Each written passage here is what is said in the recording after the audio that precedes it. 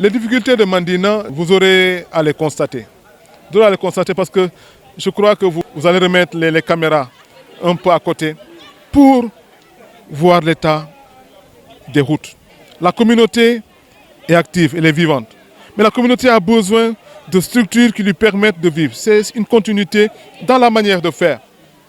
Les routes, on en a parlé, on en a rabâché. Et on ne cessera de demander cela à nos chefs d'État, à nos élus, à nos gouvernants, pour qu'ils soient sensibles à ce terroir. Regardez ce beau terroir qui a connu la guerre, qui a connu la difficulté, qui a connu tant de fléaux, mais qui aujourd'hui est en train de régénérer. Il faut être sensible à ces gens. La route, regardez la route. Si un malade à Mandina, il n'y a pas de route, il y a difficulté à l'évacuer, c'est des dangers. Mandina n'a pas de poste de santé. C'est important, cette zone polarise un peu toute une grande partie de la commune de Niaguis. Beaucoup de villages. Un poste de santé n'est pas un luxe pour Mandina.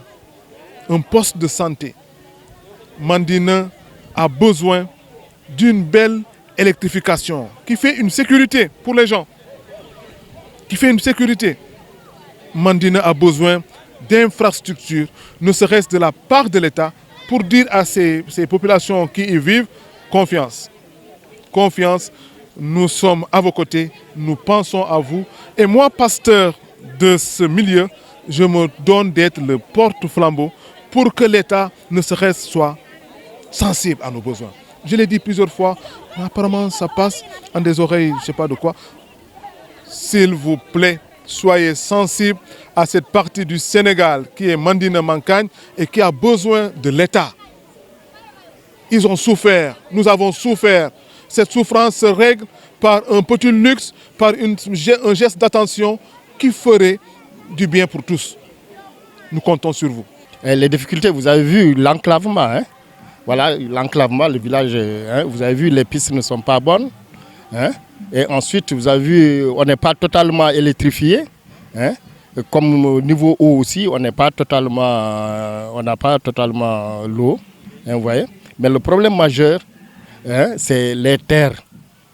Les terres appartenant aux autochtones de Mandina. Voilà, ça c'est le problème majeur. Tous les gens connaissent. Le village avait quitté. Mais derrière les gens, les propriétaires terriens, une autre couche est venue s'installer. Et ça, c'est un problème, un problème que nous vivons. Oui, ce qui manque pour Mandina est énorme. Tout à l'heure, j'ai cité les routes qui ne sont pas bonnes. Parce que tu sais, aujourd'hui, quelqu'un qui aspire le développement, il faut qu'il y ait la sécurité.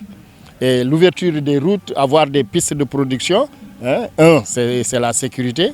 Et ensuite, production, comme tu l'as dit, pour pouvoir atteindre la production et de la faire sortir.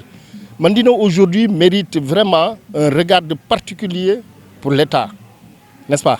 Nous sommes un village à 0,0 mètre de Ziguinchor, et malgré tout ce qui s'est passé, n'est-ce pas? Tout un chacun aspire à habiter Mandina. Aujourd'hui aussi, c'est le problème que nous avons. Et c'est ce qui fait que, voilà, avec la mairie, on a jugé nécessaire, opportun,